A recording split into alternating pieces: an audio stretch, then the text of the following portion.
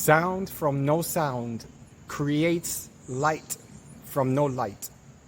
The intention of this video is to discuss one's inner journey and one's understanding of anatomy and physiology of their third eye construct, again, from one perspective, one single perspective.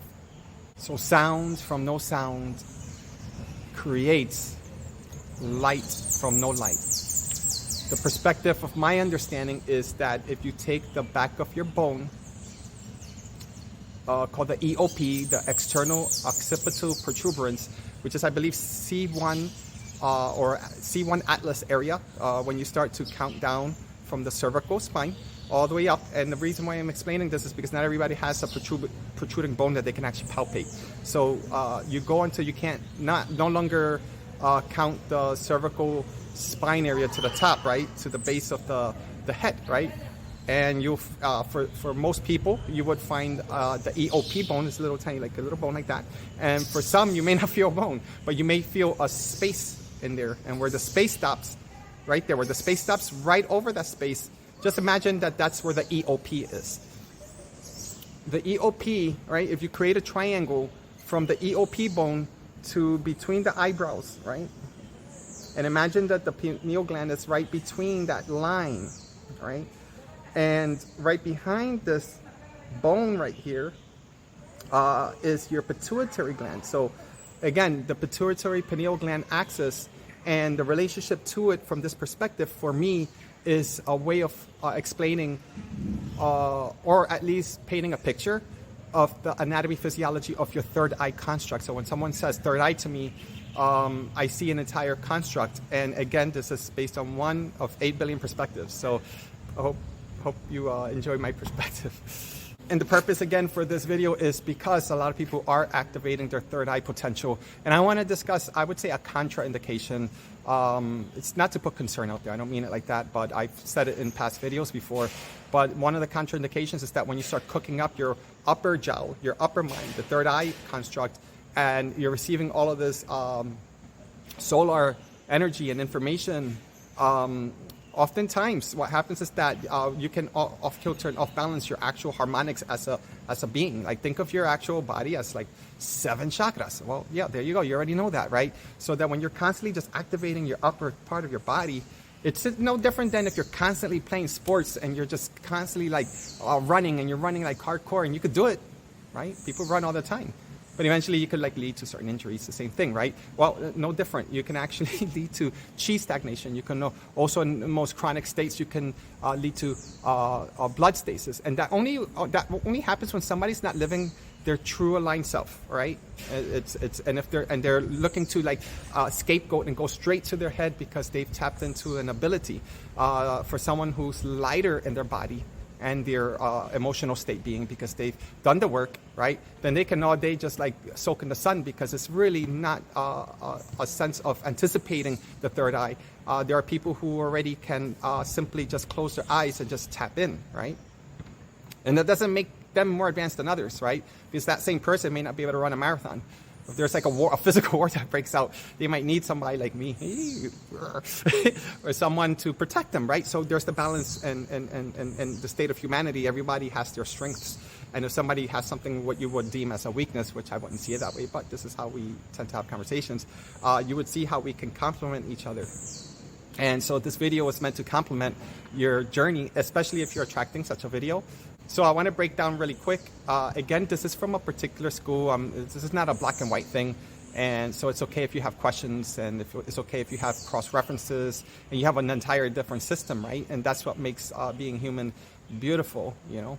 You create a line from the back of the EOP bone to the bone right here between the eyes, right? So then you imagine that your pineal gland is somewhere in the middle, and in front here is your pituitary gland. So we're speaking of your pituitary or pineal pituitary gland axis, which is part of the construct of your third eye, right?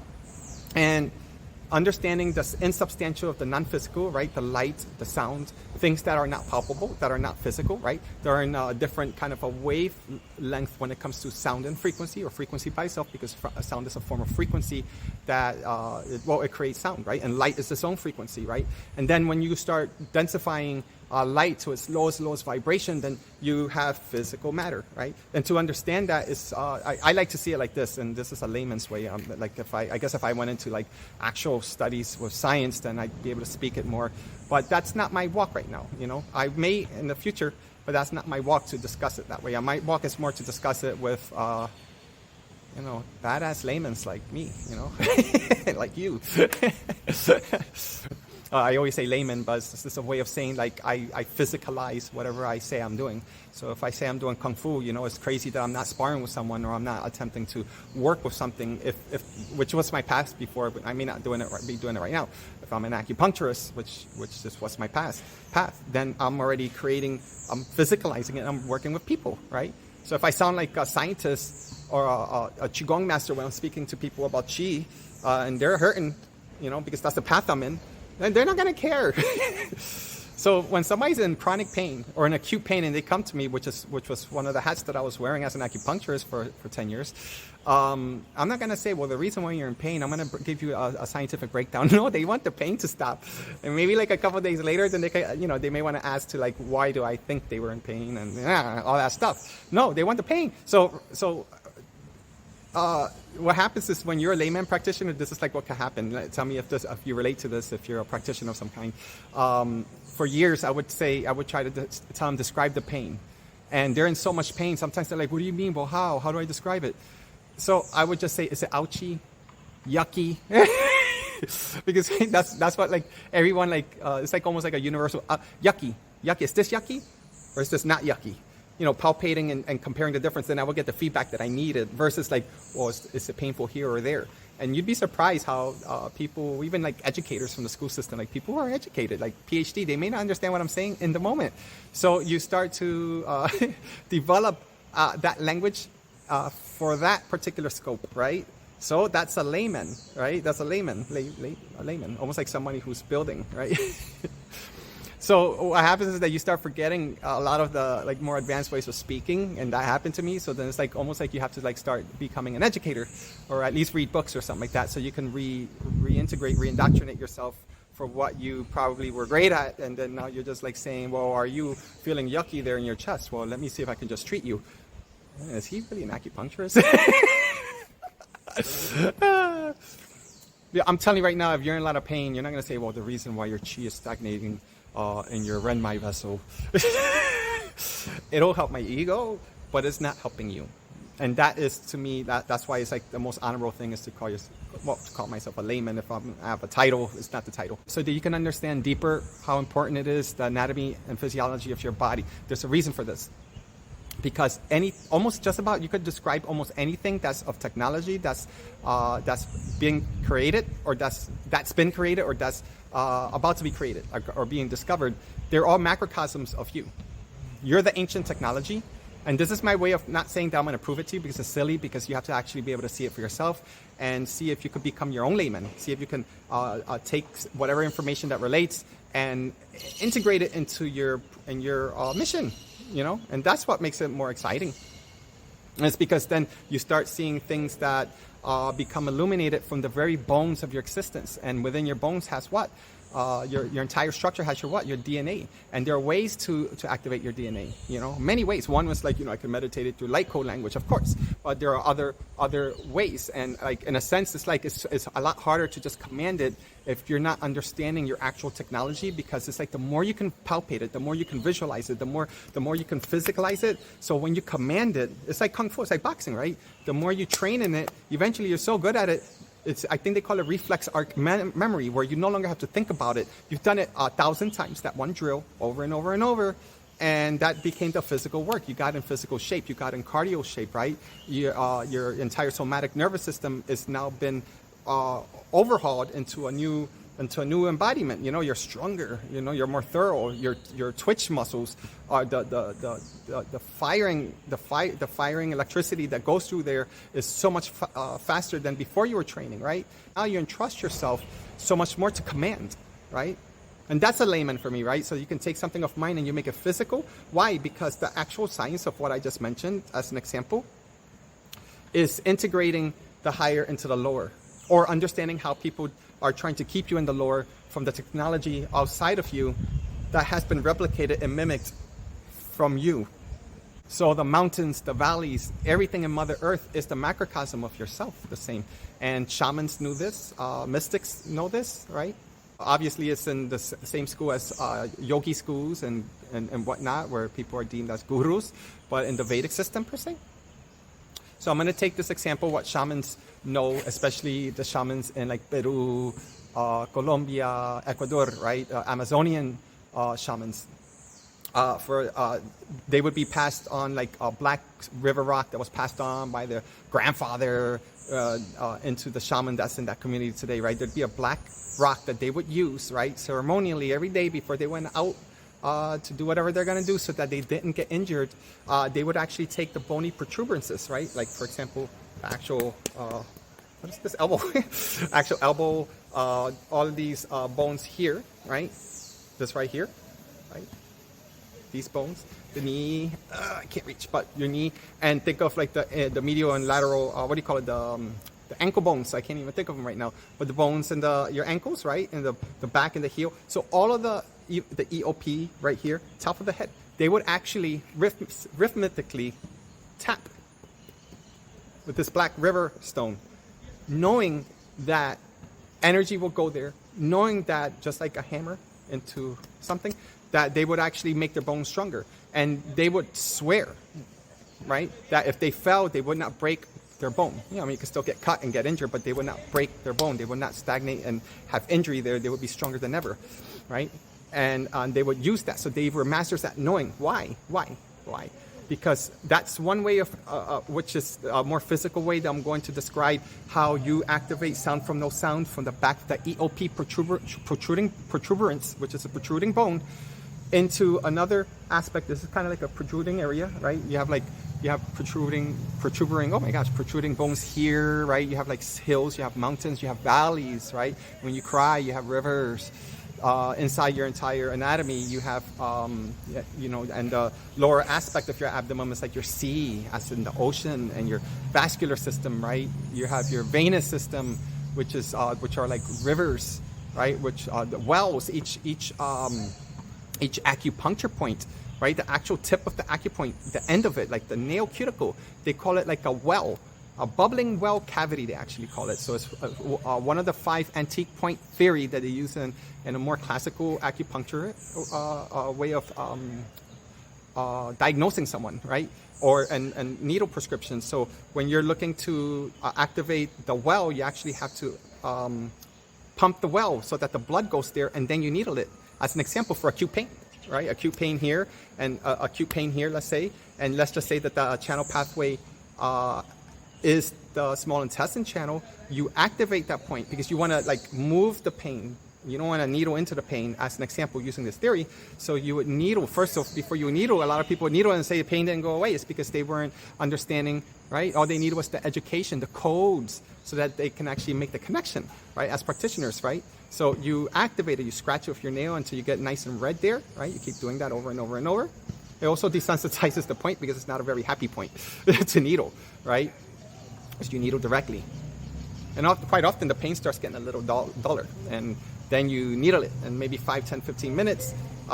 In theory, using this theory, you're using the Jing well point. So it's like a well, they call it the activating well. And then that same channel pathway, I think you have like a Jing well, then you have a stream, right? Where the chi is a little bit more stronger, like the stream of water, right? Then you have a river, then you have like the sea points, almost like points where like the more major articulations of your body, like your joints, right? And your hips, per se, is where a lot of chronic pain can get stagnate there, like arthritis. Why? Because this is where the channel pathways start to diverge into the organs, but it enters from the outer source of like the meridian passageways all the way into the organs. So they call them the divergent channels, per se, right? But it has to go through other systems, so there are other channels, such as the luo and all that stuff. But I'm just giving you an example.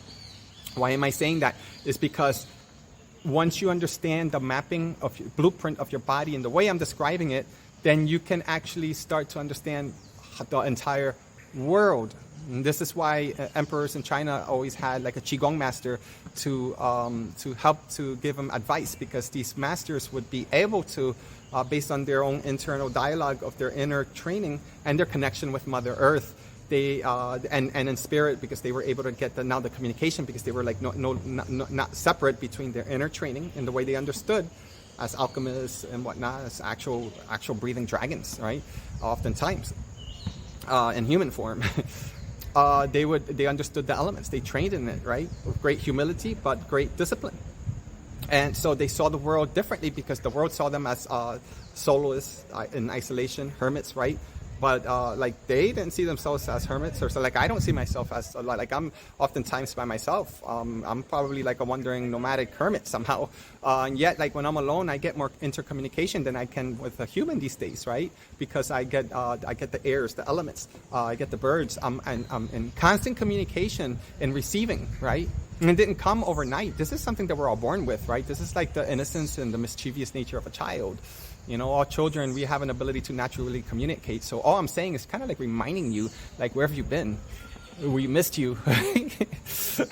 Been too studious, man. Come back home. You've been in school too long, the school of Earth. And so it's basically kind of like shed almost everything that you've conditioned yourself to be, and all of these things. And even if you're old, you're like now an elder, man. Who cares, man? We're like, elders are everywhere. I'm giving you an example of what it's like to almost like not give a crap about the title of the other person, right? What I care more is how that person illuminates and how they illuminate me, and vice versa, right? How I might antagonize them, you know? I could care less if I antagonize them, but I could care more to see why and how and the construct behind that, almost like an inner scientist, you know? Then I'll go home and feel a little bad if that's the case, but not really, because if I feel bad, it's because there's like unhealed trauma or whatnot. 99.9% of the time, it's because it's something that they walk with and I somehow sponged it. So when I feel bad, I start realizing it's not mine, and I just clean house, you know? And I wash, you know, ceremonial bath or whatnot, or I energetically clean house. And why am I saying that? I'm saying is that everything means something. So these shamans knew that, right? In the Qigong world, in inner Kung Fu, right? There's the inner iron body training, and then there's external iron body training, where they would do that black rock, and they would probably like do iron hands and take a stone or take sand or take green mung beans and start training their hands and bones and causing microfracture, microtrauma into the articulations of the bone, and using liniments such as Dit Da Jiao, which is HIT medicine. They knew how to routinely not cause actual trauma, actual long-term trauma or arthritis or chronic stagnation, to build bone and tendon strength, to make their hands strong like, like iron. And then the inner school is using a different method of training your hands like iron without the outer method of destruction. Yeah, I would say that would take a lot longer, but it would be like hitting a phone book, right, which is soft, right? Or hitting a bag of just sand, which is soft. So it would take a lot longer, but then you start using the intention of the chi and the training, of course, and the dynamics that you've conditioned to start building from the inside, the bone out. So one is not better than the other. Building the bone out from the outside in, you know, keep hitting something. That's why MMA fighters, they do what? They accelerate a lot quicker with hitting the bag and hitting actual opponents, and they become great fighters within 2 to 6 months. Well, you know, good enough fighters, but between 1 or 2 and 3 years. That's the external way, right? But then what happens if they don't know how to take care of themselves? They build up and they get sick and they get old, and their careers gone at a young age, right? And then there's the internal school, which might take you like 10 years, like a Tai Chi fighter. Well, it shouldn't be taught like that. So right now, the way it's being taught, it'll take you 10 years. It should be a little sooner. But Tai Chi is supposed to be a very combative, very advanced combative martial art. It doesn't look like that. It looks like you always see an elder practicing it, or you think of an elder, right? But that's actually very advanced. It's because it's like saying, how do you do something so slow like this and start to build up very strong tendons, bone, and whatnot, and fighting ability from training this way, right? One is not necessarily better than the other, but understanding the two schools, they're both schools. And the goal is seemingly always the same based on the actual objective, right? If it's a martial arts, you're going to see a internal, external approach, whatever that means. But I would argue that the external approach always goes home to the internal, and the internal always goes home to the external, because at the end of the day, they all arrive home with their own gifts, and then they tend to, like uncles, they like elder uncles meeting up, what, not uncles, I would say brothers, but they're like uncles to the community, right? Uh, um, they would meet up and they would cross information, and because they've trained so long, they only need to like hear it, and now they could cross-reference just even from words, from an actual conversation is all they actually need. Now they can refine their chi or refine the lesson and see 10 or 20 or 30 years seriously through in a conversation. The essence now. Right? And that's why you have all of these Zen sayings, and you have all this Tao Te Ching sayings, and you have these Buddhist or Taoist sayings, right? It's because these are people who have refined for 10,000 hours per se, years. Time can be confusing sometimes for me. 10,000 hours, yeah. It's the same thing as 10,000 years. Somebody might need to evolve 10,000 years to perform 10,000 hours of work. Right? And some people can, in 1 year, perform 10,000 hours of work, seemingly 10,000 years of experiences into one. And those are like these like highest, like those high evolved athletes per se, right? Or prodigies, right? So once you start to understand that it's not just your third eye, but it's actually the almost like the Holy Grail, they say. It's like the actual golden gauntlet, or chalice, you would say, or the actual gauntlet, right? You actually would say that there's like a satellite, the sphenoid bone, S-P-H-E-N, the sphenoid bone, which is a butterfly. It actually looks like a hip. It's like your hip bone, if you look at it, like a butterfly. And it's like it's like an upside down butterfly. So you take your hip and you go like this, boom. And this is what makes up kind of like a part of your temple bone. And there's a bone that crosses all the way across the back of your eye. And it's beautiful. It looks like you're almost like your hip, and they call it the sphenoid bone. And the sphenoid bone has an upper or a saddle-like cleavage there, and that's where the pituitary gland sits. And that's important in another I would say video, because the sphenoid bone and the hip, they work in tandem. They're yin and yang, and they're actual gateways as well. In the yogi system, we all know that because all of the exercises are always guided towards that, but a lot of people don't know about the sphenoid bone. So if you have, and this wasn't the intention of the video, but I'll say it really quick. If you have a shift in your sphenoid bone from a trauma, car accident, you're a boxer, right? You can actually, over time, if the bone is micro shifted here, it leads you to a lot of problems, right? Like migraines, headaches. Not real migraines, but it can lead to real migraines, but like tension headaches and whatnot. And doctors can't find that, and it could be a shift in your sphenoid bone, right? And that shift also will actually over time mess with your gait and walking and living. So let's say you have a shift here. I'm gonna exaggerate so you can see the picture, right? Your head will naturally want to compensate. Your hip is going to want to do kind of like the opposite to try to compensate to feel even, because now your directionality in life, it feels crooked and you don't know where it's coming from, so your hip will try to start to turn. So now you find yourself with hip and or knee pain, and it might be because of your sphenoid bone. You didn't know that. I did. That's why you see your local acupuncturist. All right, you can also see your PT in Cairo. More exciting though. Come on, seriously, we are though.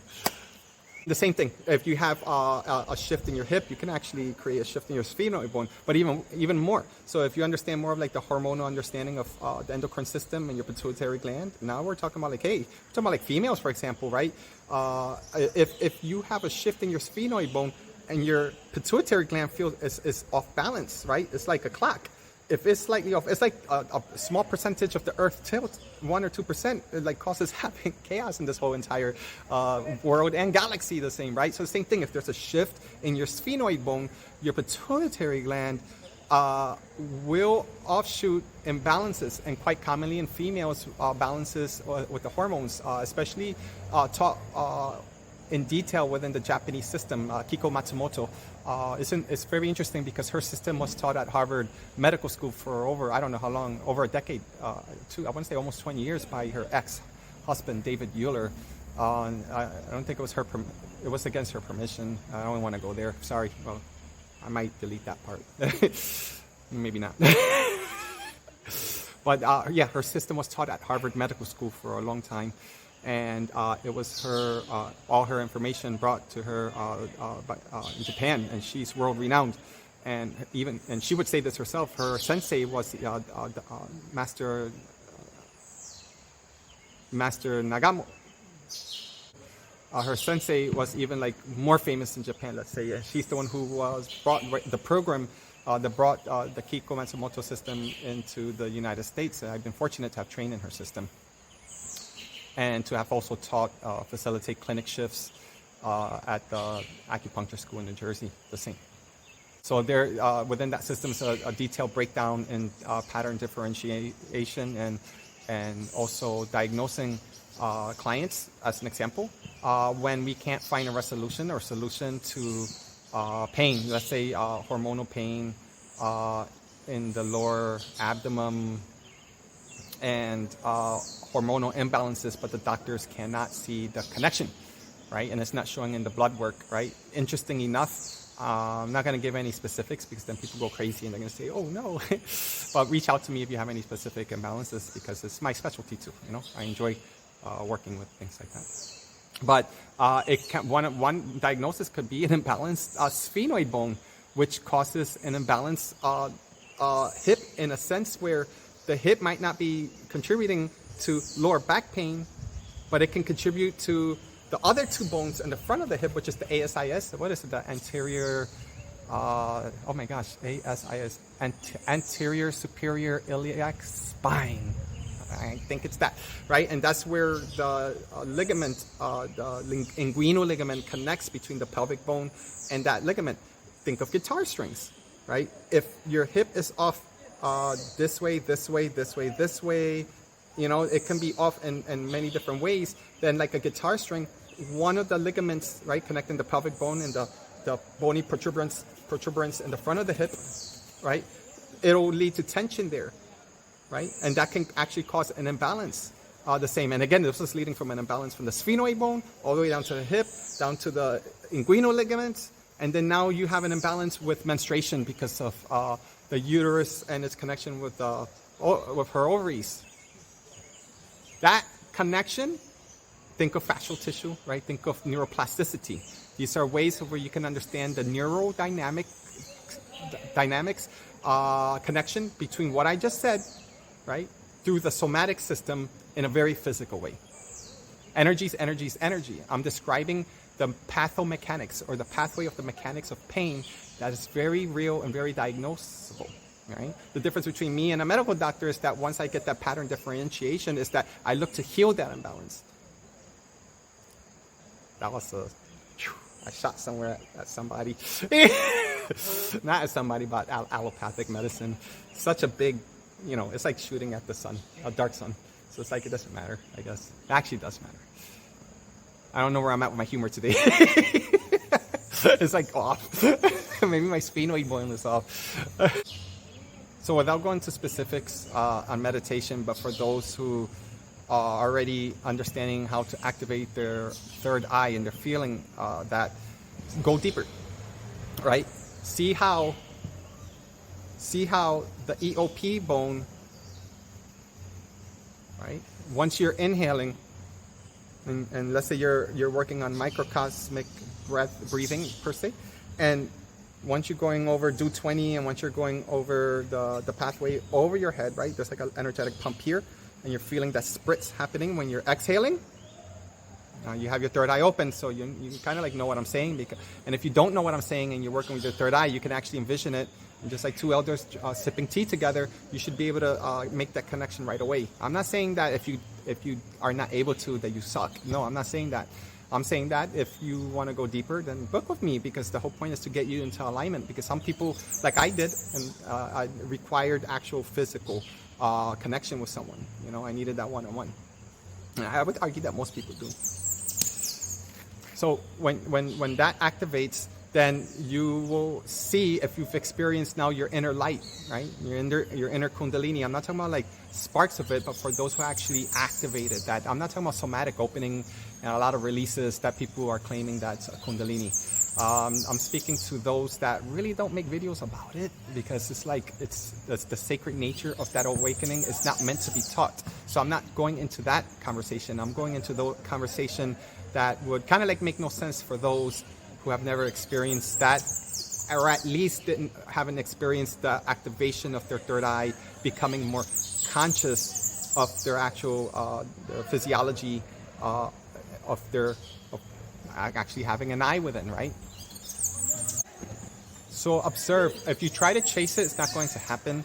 It's not intention. It's actually while you're observing, maybe days, weeks, months later after this video, in your subconscious, now you program this information in and you find yourself there, then you're going to make the actual network connections within your neural energetic field, and you're going to like be able to observe deeper and find yourself in commune and a higher soul language between you and your higher self, while you're becoming more of like an architecture of your inner self. Because when you're doing that, then you're reprogramming the outer world. This is how you create the new earth. So while you're seeing people are actually out there creating it, there are very few people who are attracted to this video that don't do all of that stuff. We need each other, right? So there are people here that are living as masterminds and not realizing, because you don't necessarily need to be conscious of it. You're like the conductor.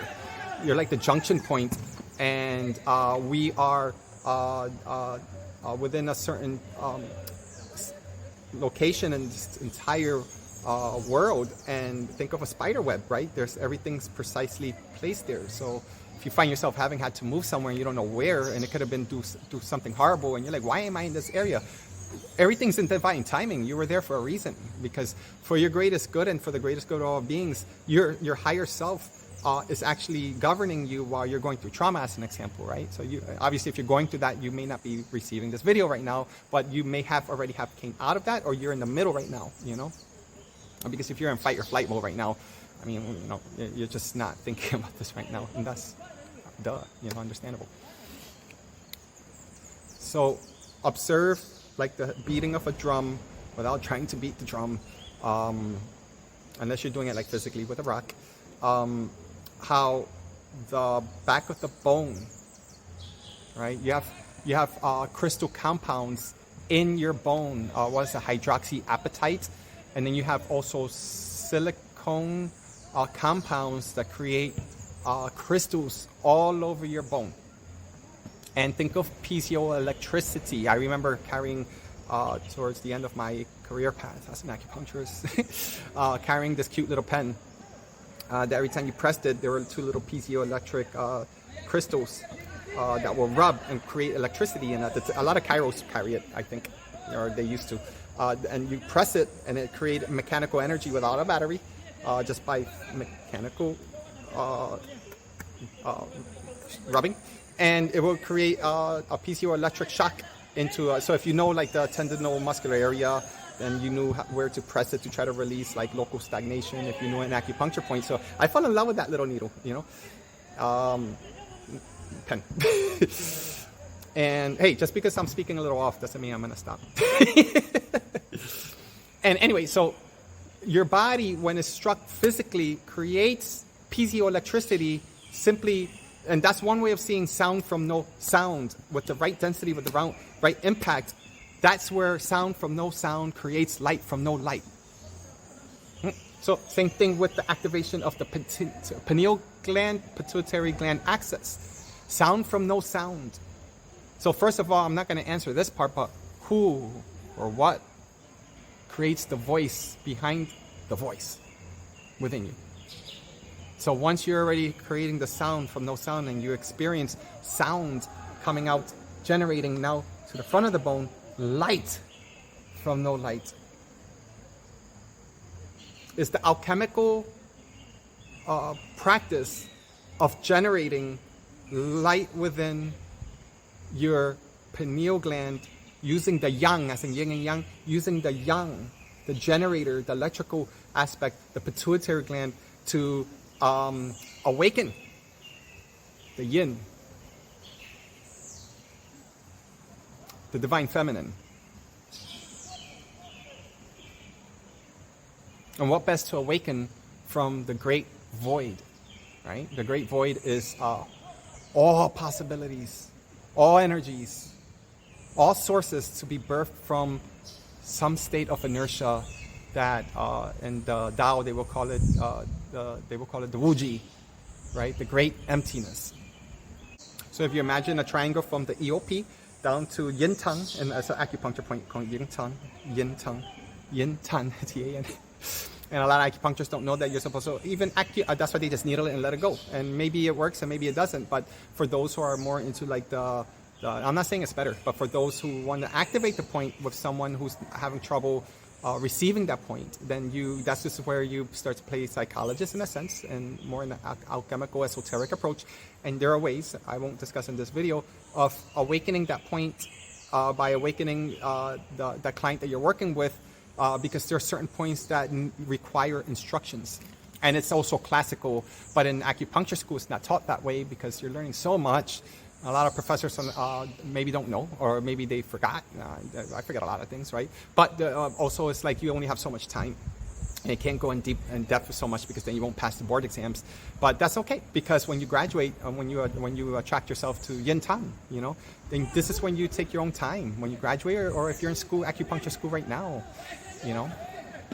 or if you're in some kind of like a school, you're a therapist, about to start constructing classes for those who are not acupuncturists that want to work with certain theories, such as 5-element theory, as an example, or and taking an esoteric alchemical approach, and also sprinkled with my personal experiences in this life. And yeah, let me know if you're interested. I'm constructing it right now, so I don't know how long it's going to take me, but reach out to me privately, so I'll make a list and whatnot, just in case I don't share it on social media, which I'm pretty sure I will. So you have your Yin Tan, you have your EOP, and then you have Do 20 area, right? The back of the head, on the top of the head. Like you imagine like a little string, something's pulling your hair like that, and this is what keeps you upright. This is what makes your true Qi, they call it your true Qi, upright, right? You have many Qis all over your body. And that sacred geometry creates almost like the yang, because you kind of like are taking the yin energy, the kundalini, and you're guiding the yin with the yang. So it's like almost like the ocean is yin, but the cup that holdeth the ocean is yang. And if you understand it from a divine masculine, divine feminine, and we're not separate from either or, right? We're not separate. Unfortunately, we're living gender-based. So this is one of like the they call it the curse, but it's what separates us. But if you stop seeing it that way, at least when you're trying to learn something objectively, then you're able to receive more information, for the very least, So the Kundalini rises, but she rises to the divine masculine, where they're no longer separate. Whatever you're searching for is also searching for you. So she rises because she's searching for her divine masculine, and divine masculine is saying, "Where are you?" I'm like this, I'm kind of dry up here. So that's where you say where the two snakes meet up, right? There's also a lot of Mary Magdalene, Christ conscious mystic school and whatnot, inner schools that are actual in scripture. And when they meet, it's not even about the physical female snake and the male physical snake. It's about the chemistry that they produce, right? And which invigorates and enlightens the Holy Grail within a person. The Holy Grail is you. Your light, your path becomes lit because now you're walking in, as you're activating all of these things that I'm saying, now you become light from no light. Or rather, sound from no sound, generating light from no light. And now your path becomes illuminated. But the danger behind that is that the reality does not serve your highest good, especially if you're arriving towards those frequencies, has to collapse. And being the empress or the emperor of your very own creation, you know when it's time to collapse old dying worlds, don't you? You have to make space for the new. Now, just the one, I would say, contraindication is that as you're cooking house up there, You know, you have to understand something that, and everything's fragmented because all schools have fragmented truths. And the beauty of being human is, are you able to, almost like a kaleidoscope, start to connect the dots? You know, like a children's book, but you're the one who's going to add the numbers, put the numbers in, and you're seeing all these dots, just like somebody who reads astrology, right, with their eyes, and they choose to do it this way, and through the Akashic records. And there are people who probably do that, I haven't met one yet, and not study from outside sources. Is because they have remembrances from past lives, and they want to trust that journey, right? That's like saying sound from no sound will create light from no light. Eventually, if you keep training in your Gung Fu, you're able to now start to articulate the light, because now you understand how the light from your very bone and bone marrow, right, starts to change and reprogram the actual light caused from friction, right, or friction. Shifting, making conscious into something and adding directionality becomes friction to nature. This nature is fine without you. So now you're here creating. So that creation starts to change and evolve something that could have been evolving on their own. So now it's like the integration system. It's you to you, you know? And that's why the narcissism is one of the oldest programs that's controlling this entire universe. It's because it's easy to get caught up with your power. It's easy to lose yourself and close out your heart chakra because it becomes so refined. It's like, imagine being in love, being purely loved for like 3 billion years. I'm just saying this as a story. It's like you get bored. You're like, well, I want to fall out of love for a little while. And that's the beauty of like Earth School here. And then like see what it's like to fall back in love. And you like you try to look for yourself in every freaking person until you find yourself as an elder, in love or not in love, for so many lives, you know, in this like story of novelas. And come on, y'all be watching novelas and soap operas, so don't be acting that my soap opera ain't cooler, right? So people fall in love with stories. And that's what it is, right? You start falling in love with yourself, but none of it is you. Those novelas aren't you. You're all actors. You know, how you see me is based on your filtering system. You know, how you see me is not how I see me. So if you're constantly cooking, you can end up with a fire and water imbalance, right? Just think of it like that, with fire and water. Too much fire, the cauldron turns on, and it comes from your hip bone. I said the butterfly is like, but it comes from your cauldron because it's what creates and starts cooking from what's the bottom, right? Infrared. You have to ruchrakara. Man, I'm telling you my words. Oh, because I've been traveling and I'm grounding today, so that's why. And I felt enthusiastic to make this video. So my experiences are catching up to my tongue. So anyway, when you have the fire, right, and then you have the water balancing out, right, so that your heart is also kind of like your heart is actually the eternal fire, you may want to say, right? You have your ministerial fire, you have your eternal fire, and they merge as one. That's your twin flame connection, right? You have like separate fires and they're merging as one, becoming conscious of self. And if you're not too careful, you might leave this world too soon. You might actually combust. And there's a lot of sayings that people actually do and did. There's a theory, I forgot the name of it, or a hypothesis.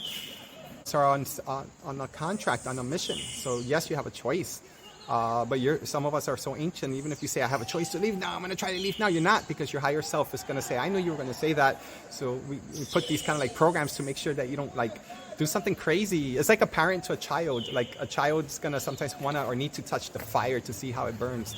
You know what I mean? Yet it's in their intuition or the instincts to know what it's like to get burned, but yet sometimes you would think that they're dumb.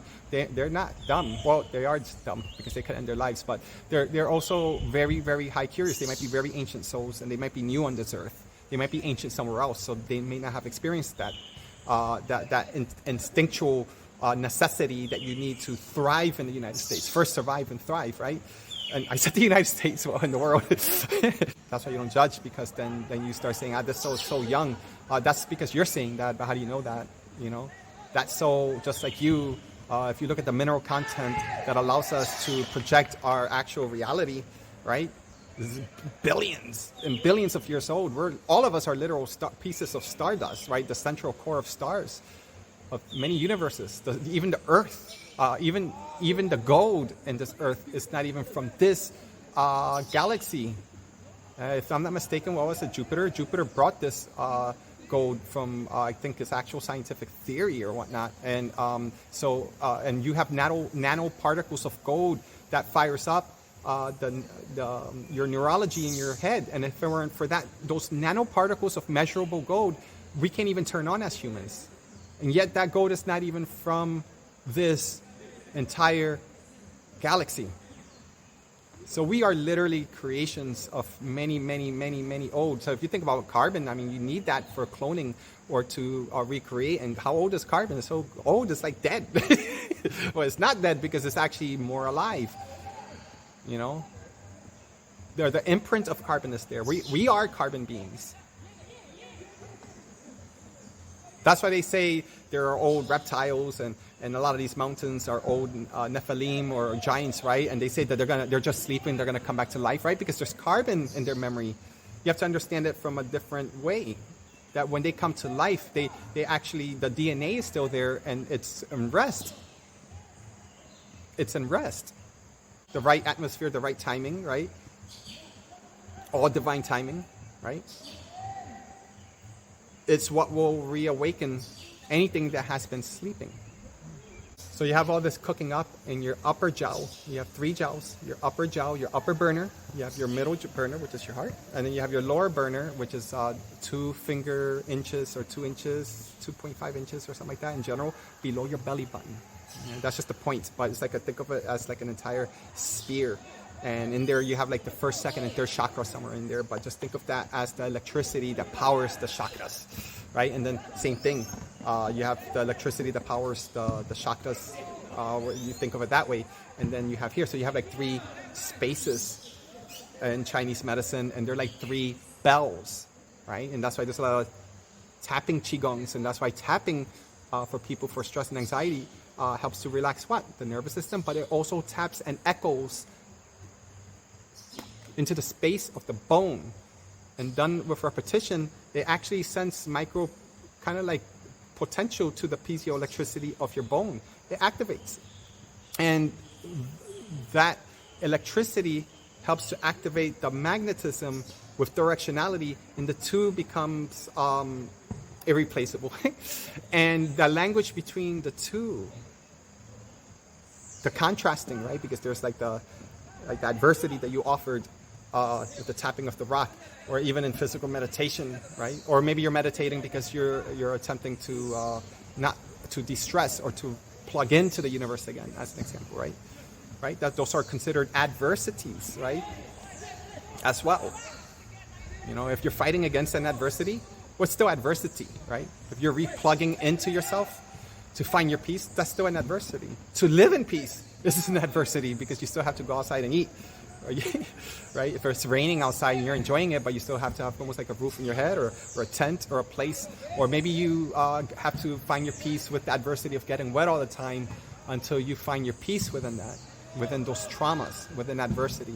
And this is the only planet perceivably that you can experience peace, ascension, when everything and anyone, as an example, is against you. But if you see how powerful you are, you know, then you're seeing all of that adversity potential, all of that is coming from somewhere, then that's when you can potentiate an entire new, not just a new earth, but a new universe, if you understood how powerful you are as a piezoelectrical being with magnetism. So you actually have a bioelectromagnetic field, and most of us don't even know the technology of our aura, aka biosphere. Science can actually read the blueprint of your entire personality, characters, emotional state, and in vivo, whatever the heck you're doing. And they don't need to plug you in through an Ethernet cable. They now plug you in through the Ethernet, the original quantum ether, which means sky or heaven. They need you to believe the heaven's all the way out there just so that you don't remember heaven within, because you are here to anchor heaven on earth, so that earth, bio-resonating magnetism, heaven, electricity, right? Start to unite to create something new based on who you are, who you've been, who you will always be, which is love, unconditional love. There's nothing or no one to attach to once you're vibrating at your purest state.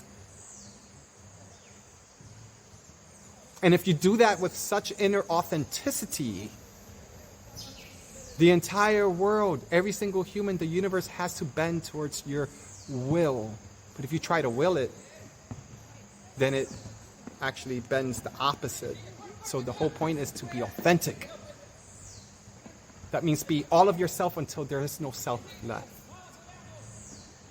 Self, no self. Will, no will. Duality, no more. Singular consciousness is to remember the one or the no one who's sitting behind the sound of their own voice, or where their thoughts are being emitted. What is the source of that? Because you're not going to be able to see a person or a being or an entity. What is it that you're going to see? Now, if you say the first thing that you're going to see is, well, I just see void, I just see black, I can't see anything, color. Go deeper. You're onto something. I hope this helps. Oh yeah, really quick. So, again, the 3 burners, I forgot this part. This is the most important part. The 3 burners, right? You have to be able to balance out your water and your fire. So again, while you're having all of this firing up, how do you anchor into your lower burner? That's important because you need to balance out your fire and your water to have enough conductivity, because now you're actually now working on a quantum level within this holographic realm between your physical avatar vessel and the ethers. You are the technology. Just like your phone could cook up, you cook up all the time, but you're more intelligent than the phone because you self-heal, you self-generate, you self-replicate cells all the time. Anything that science is trying to discover aspects of you that science, the same, has actually occluded and blocked and censored from your remembrance. Same thing with religion. Same thing with the medical field. Anything that you're intended to heal from, you heal from. You just have to remember ancient technology of Mother Earth and what she offers. It's all here. It's always been here. So hit me up if you want to go through a private session, do your meditation the same, offer consultations. Just hit me up privately. And it's important that you do anchor your intention, even if it's for a blip, into your original quadrum, so that when you start going and rising up, you have like a sense of you that's, all over the place. Whatever you're experiencing, but there has to be a sense of you that's also descending in balance, so that there's reciprocation and synergy with the way that your avatar is built. It's respecting the integration system here, and that's where people tend to forget. They start sacrificing so much, and they become all like blood and bones, and they say that's the ultimate sacrifice, and then they're incapable of integrating back into the system. And then people on the other side of it, where they're like always into the system, and they are too afraid to die, right? Into certain like diets, into certain aspects of one's attempt into true self-remembrance, true awakening. Not the marketing crap that I keep seeing on social media. Gives me a headache. It makes me want to cut it off all the time, because I do cut off social media for a year or two.